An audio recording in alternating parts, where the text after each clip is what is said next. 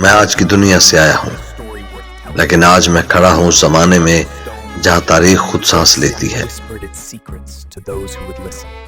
جب وقت کی روشنی میرے گرد سمٹی اور زمین دوبارہ میرے قدموں کے نیچے آئی تو میں کسی جدید شہر میں نہیں بلکہ قدیم مقدونیہ کی مٹی پر کھڑا تھا۔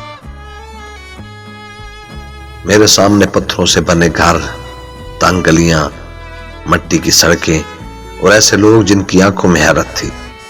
بچے میری طرف اشارہ کر رہے تھے، بوڑھے سرگوشیوں میں باتیں کر رہے تھے اور میں تاریخ کے درمیان کھڑا تھا۔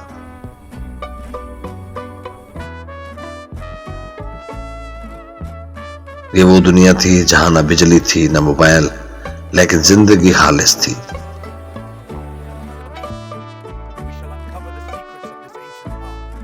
بازاروں میں مٹی کے برتن، پھل، لوہے کے ہتھیار اور روٹی کی خوشبو روح تک اترتی تھی۔ میں لوگوں سے باتیں کرتا، ان کی آنکھوں میں محنت، خوف اور امید دیکھتا۔ یہ لوگ جانتے تھے کہ وہ ایک عظیم انسان کے دور میں جی رہے ہیں۔ ہر ایک کی زبان پر ایک ہی نام تھا، سکندر اعظم۔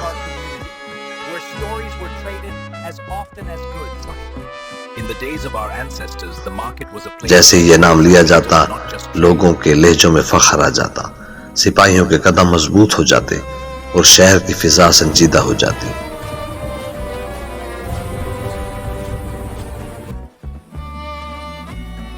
میں نے سپاہیوں سے پوچھا کہ سکندر کہاں ہے؟ انہوں نے محل کی طرف اشارہ کیا جہاں طاقت بھی تھی اور خواب بھی تھے۔ پتھریلے دروازے کھلے اور میں نے اسے دیکھا، جوان، پر اعتماد، آنکھوں میں آگ اور چہرے پر سکون۔ یہ صرف ایک فاتح نہیں تھا، یہ ایک سوچ تھی۔ میں اس کے سامنے کھڑا ہوا، وقت جیسے رک گیا۔ میں نے اپنا تعارف کروایا، ایک مسافر جو مستقبل سے آیا ہے۔ وہ ہنسا، اس نے انکار نہیں کیا، بس اس نے سنا۔ ہم ساتھ بیٹھے، میں نے اسے پوچھا تم کیوں لڑتے ہو؟ اس نے کہا فتح کے لیے نہیں بلکہ لوگوں کو ایک دنیا میں جوڑنے کے لیے۔ اس نے کہا میں چاہتا ہوں یونانی، فارسی، مصری سب ایک دوسرے کو جانیں، ایک دوسرے سے سیکھیں۔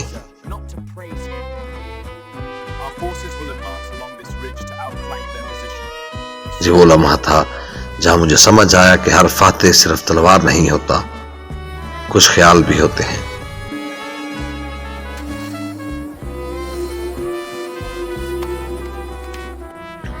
میں اس کے ساتھ لشکرگاہ گیا، ہزاروں سپاہی، ڈھالیں، نیزے، گھوڑے اور خاموش نظم و ضبط۔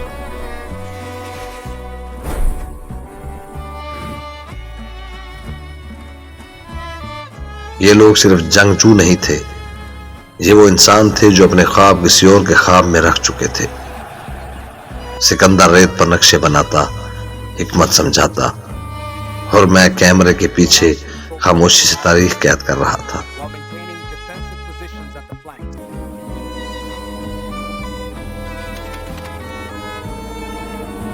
میں نے آخر کار پوچھ لیا اگر تم سب جیت لو پھر کیا ہوگا؟ وہ خاموش ہو گیا۔ اس نے کہا پھر میں چاہوں گا کہ لوگ لڑے نہیں، ایک دوسرے کو سمجھیں۔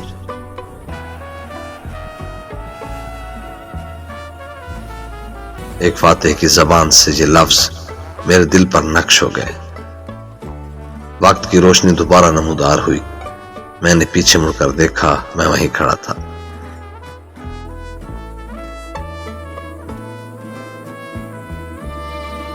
ایک انسان، ایک خواب، ایک تاریخ۔ میں واپس اپنے وقت میں آ گیا، لیکن میرا دل اب بھی مقدونیہ میں کھڑا تھا۔ یہ صرف سکندر کی کہانی نہیں تھی، یہ انسان کی خواہش، طاقت اور انسانیت کے درمیان جنگ تھی، اور شاید یہ جنگ آج بھی جاری ہے۔